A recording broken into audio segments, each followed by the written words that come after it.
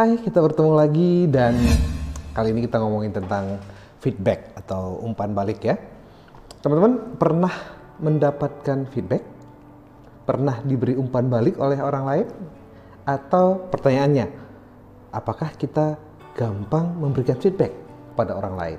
Ya, ini menarik. Kenapa? Karena banyak orang memandang feedback itu sebagai sesuatu yang tidak menyenangkan ketika dia mendapatkan feedback. Atau pada sisi lain, ketika akan memberikan feedback, banyak orang memberikan feedback tapi tidak disukai oleh si penerima feedback. Nah, ini jadi tantangan buat kita ya. Yang pertama kita perlu melihat dulu, feedback itu apa sih gitu ya. Bagaimana cara kita memandang feedback itu akan sangat menentukan bagaimana respon kita terhadap feedback itu. Nah, kalau kita memandang feedback itu sebagai sesuatu yang menyakitkan, sebagai kritik yang mencederai perasaan kita, mungkin kita tidak suka menerima feedback. Padahal sebetulnya kalau kita punya paradigma yang tepat, feedback itu sebetulnya ibarat ini ya. Kalau kita bicara mendapatkan feedback, maka kita ibaratnya mendapatkan konsultan secara gratis. Ya, kalau kita bayar konsultan kan biasanya kalau kita butuh jasa konsultan, kita kan biasanya harus bayar tuh.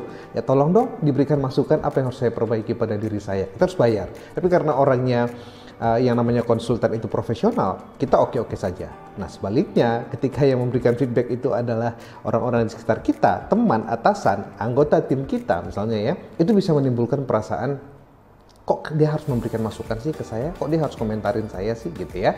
Nah ini kita perlu meluruskan dulu cara pandang kita terhadap feedback. Anggaplah feedback itu sebagai obat atau sebagai vitamin yang membantu kita untuk memperbaiki apa yang kurang pada diri kita. Ya, nah sebelum itu, kalau sisi sebaliknya nih, kalau kita yang akan memberikan feedback kepada orang lain, bagaimana caranya agar orang lain pun bisa melihat dengan cara kita tadi melihat? Ya, bagaimana cara kita menyampaikan feedback agar feedback kita itu bisa diterima dan kemudian orang merasa beruntung bahwa kita memberikan masukan, bahwa kita menyampaikan sesuatu yang membantu mereka menjadi lebih baik.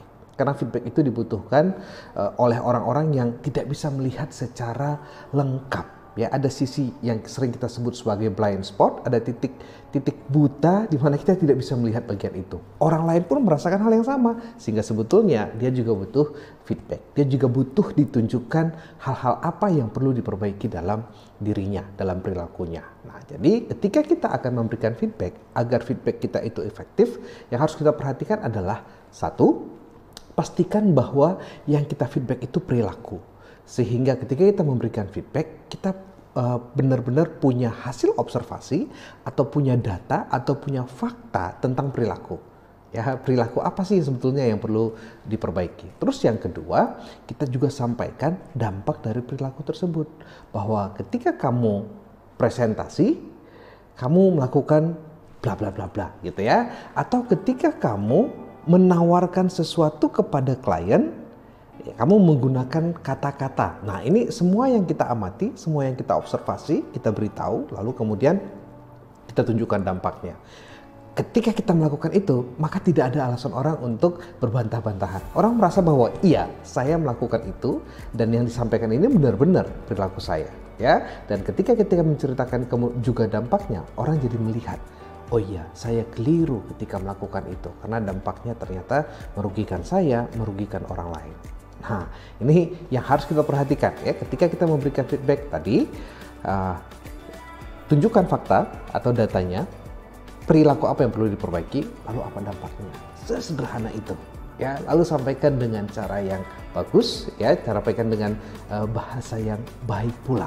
Ya, biasanya kita menyarankan pakai bahasa saya ya, itu jadi membuat orang tidak merasa terancam dengan kritik atau feedback ataupun umpan balik yang kita berikan.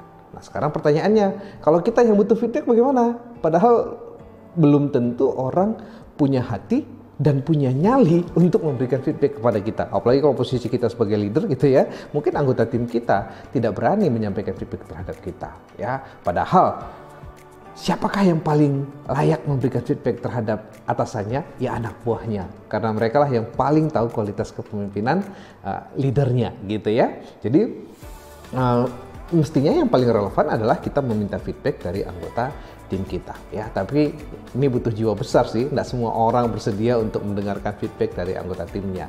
Nah, maka ketika kita berniat, saya ingin tahu, saya ingin memperbaiki kualitas diri saya, kualitas kepemimpinan saya atau kualitas kerja saya gitu ya, maka kita minta feedback dari orang-orang yang kompeten, orang-orang yang layak untuk memberikan feedback itu. Kalau posisi kita sebagai leader, tanyakanlah kepada anggota tim kita. Nah, bagaimana caranya agar meminta feedback ini menjadi sesuatu yang efektif? Yang pertama, jelaskan niat kita. Kenapa sih kita minta feedback ini? Bukan karena kita sedang butuh sanjungan gitu ya. Karena kalau kita butuh sanjungan, nanti jawaban yang keluar adalah jawaban yang bagus-bagus. Karena niat kita memang ingin memperbaiki diri. Saya ingin meningkatkan kualitas kepemimpinan saya, atau saya ingin meningkatkan kemampuan saya membawa tim ini untuk menjadi lebih baik misalnya ya. Terus yang kedua, tanyakan hal yang spesifik. Jangan tanyakan pertanyaan-pertanyaan umum. Ya, jadi jangan sampai kita, menurut kalian kepemimpinan saya bagaimana sih? Nah, itu tidak spesifik. Orang akan bingung menjawabnya. Lebih baik tanyakan pertanyaan yang spesifik. Misalnya, menurut teman-teman, ketika kemarin saya memimpin rapat, apa yang perlu saya perbaiki?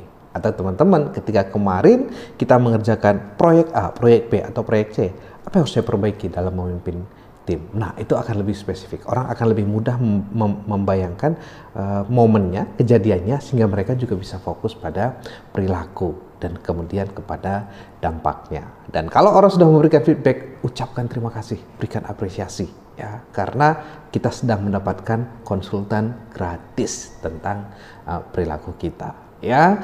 Baik memberikan feedback ataupun meminta feedback, hindari asumsi, fokus pada perilaku. Semoga kita bisa meningkatkan kinerja kita, meningkatkan hubungan kita dengan orang-orang di sekitar kita melalui feedback yang efektif.